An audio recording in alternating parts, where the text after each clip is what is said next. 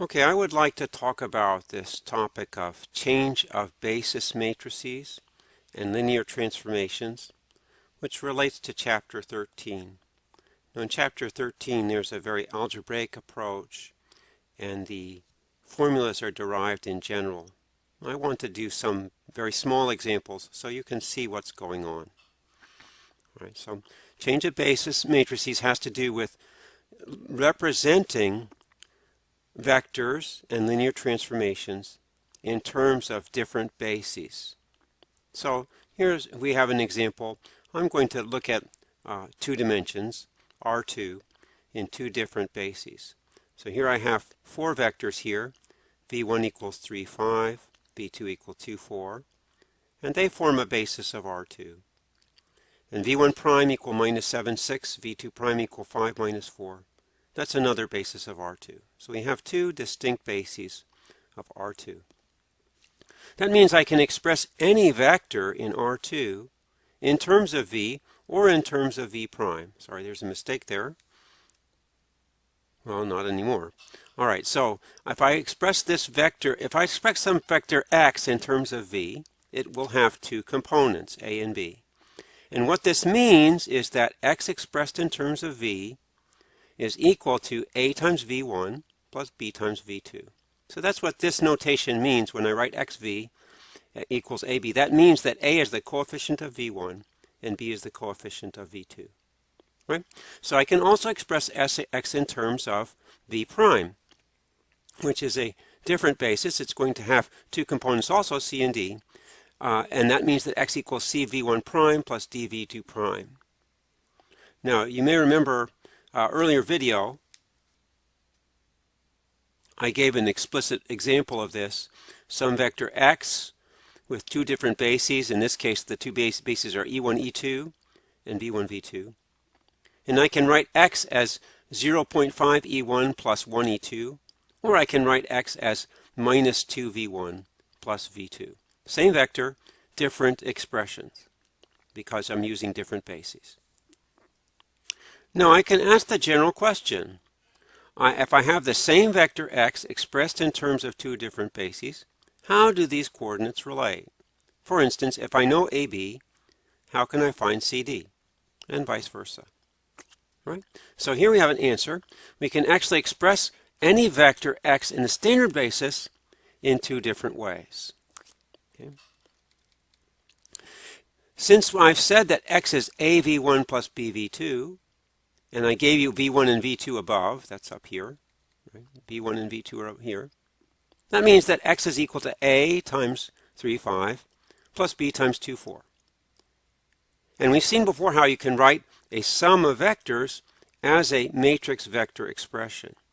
This is the same as the vector 3, 2, 5, 4 times the vector of coefficients ab. Okay. Then we have x also expressed in terms of the v prime basis. Up here I said that x equals cd, so x equals cv prime plus cv1 prime plus dv2 prime. I can write x as this linear combination, c times minus 7, 6 plus d times 5 minus 4. Those vectors come from up here, v1 prime, v2 prime. And that says that x in the standard basis can be expressed as this matrix minus 7, 5, 6, minus 4 times cd. Once again, I have a linear combination of vectors. I can express that as a matrix times vector expression. Now, this is just expressing x in the standard basis in two different ways. I've started with the v basis expression, and from that found the standard basis expression. And here I started from the v prime basis expression and obtained the standard basis expression. I can also relate each one of these to a previous video. You see here is the same question, except I was changing from one basis to the standard basis. Now in this case I'm just changing between two bases that are not standard, but I'm using this fact that I can take a vector expressed in terms of another basis and transform it to the standard basis. All right? So what I have here is the standard basis representation of x expressed in terms of AB, and here expressed in terms of CD. Since it's the same thing, I set them equal to each other. I'm just expressing xe in two different ways. If I set them equal, I can easily either solve for AB or for CD. So I choose to solve for CD. I multiply both sides of the equation by the inverse matrix here, by the inverse matrix here, and I get an expression for CD. Now remember, CD is the representation of x in the v prime basis, and AB is the representation of x in the v basis. Right? So here I just work out what that is, and the upshot is that x v prime, x in the v prime basis, is some matrix P times x in the v basis. Now if I had solved it the other way, I would get x in the v basis is P inverse times x v prime. And P works out to be this matrix here. And remember, P is the matrix formed by taking the inverse of the v prime columns times the matrix formed by taking the v column vectors. Okay, so you see this 3, 5, this minus 7, 6, 5, minus 4 inverse, these columns were the same as v prime. You can verify that up here. The two vectors were minus 7, 6, and 5, minus 4. Those consist of the columns here.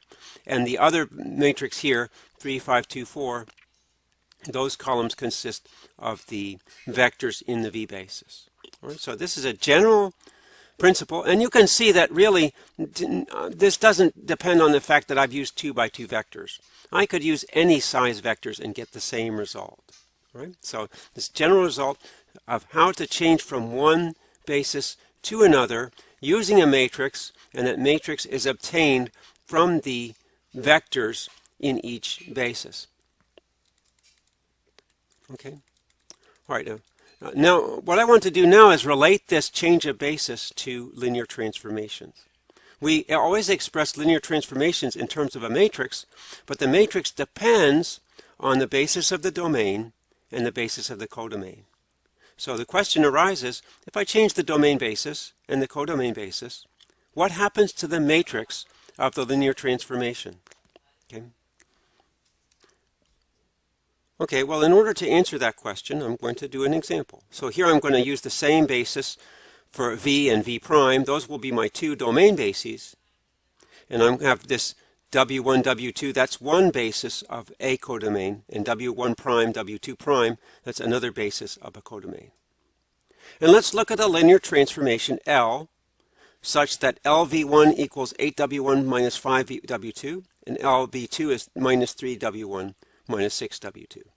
Now what that means is that I'm actually expressing L in terms of the v1, v2 domain basis and the w1, w2 codomain basis. Now let's figure out what matrix this corresponds to in terms of those two bases. Right? So if I take L and operate L on any linear combination of v1 and v2, well, that's A times L of AV1 is the same as A times L of V1. And L of V1 is here. So that's how I get this part, A times L of V1 plus B times L of V2. Then I reorganize in order to get the coefficients of W1 and W2 together. All right, so I've expressed L of V1, V2, of AV1 plus BV2 as a linear combination of W1 and W2. Now, AV1 plus BV2 expressed in the V basis is simply AB. And 8A minus 3B W1 plus minus 5A minus 6B W2 expressed in the W basis is simply 8A minus 3B, first component, minus 5A minus 6B, second component. Right? Now what's the relationship between this vector, AB, and this vector here, 8A minus 3B minus 5A minus 6B? Example, the answer is that this vector here is a matrix times AB. You can verify that AB times this matrix, or I should say this matrix times AB, gives me this vector here. So in other words, L, expressed in terms of domain V basis, codomain W basis, corresponds to this matrix here. This is the matrix of L using the domain basis V and the codomain basis W. All right, so what I have here, the V basis is my domain basis, and the W basis is my codomain basis. I have my linear transformation L. L takes me from above the green line to below the green line, so it's bringing me down. And I know that in order to get Lx in the W basis, I simply multiply xv by m. All right. Now you can see where I'm going. What I want to do is find this same linear transformation using the v prime domain basis and the w prime codomain basis. But I'm going to have to get some arrows over here. And remind you, this strategy is very similar to a previous video, where here I tried to build this diagram. I found change of basis here, and then I went down and basically completed a very similar diagram like this. And I found this kind of arrow diagram that helped me figure out the relationship between linear transformations. Right, so I'm doing the very same thing here in a new to answer a new problem. I want to get an arrow here and an arrow here. All right, so let's continue. All right. Now, so I got from v to v prime, and I can certainly get from w to w prime in exactly the same way, because I just have two bases. I'm doing the very same thing. Okay, so we can get Lx w prime by multiplying by a matrix Q, where Q is obtained by the inverse of the w prime column vectors multiplied by the w column vectors. In other words, I'm trying to change this this Lx. I have this Lx in the w basis. I want Lx in the w prime basis. So all I need to do is multiply by a matrix similar to the way I multiplied by the P matrix here. This P matrix took me from V basis to V prime basis. The Q matrix will take me from W basis to W prime basis. All right, so that's what I've got here. And the Q consists of the columns of the W prime vectors, take the inverse, times the columns of the W vectors. So I worked that out here. All right, so I can add that to the picture. That Q is taking me from W to W prime. Okay, so I'm missing just one arrow here. I want to go from x in the V prime basis to Lx in the W prime basis. So how can I do that? Well, the road here is closed, so I just take the detour. If I take the detour, I go around this way, and it will get me from here to here. And of course, I have to go backwards on this arrow.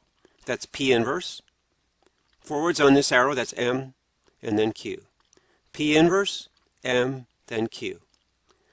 Also remember that when you do matrix multiplication, you have to go backwards. So you take your vector, which is xv prime, first multiply by P inverse, then by M, then by Q. That ends up with this matrix Q, M, P inverse, in reverse, so it's in reverse order. Right?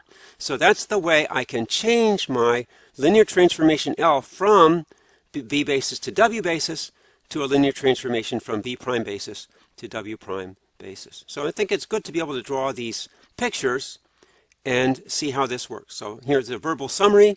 Given any linear transformation L, which has matrix M relative to domain basis V and codomain basis W, then L has a matrix M prime relative to domain basis V prime and codomain basis W prime, and M prime is related to M by this relationship here. M prime equals QMP. Just blow it up so you can really see it. That's a very important fact. And where P is the change of basis matrix from V to V prime, and Q is the change of basis matrix from W to W prime. Okay, so I hope that gives you a little more comfortable with this concept, and I do hope that you can start drawing pictures for yourself, because that really will firm down the concepts. Very good.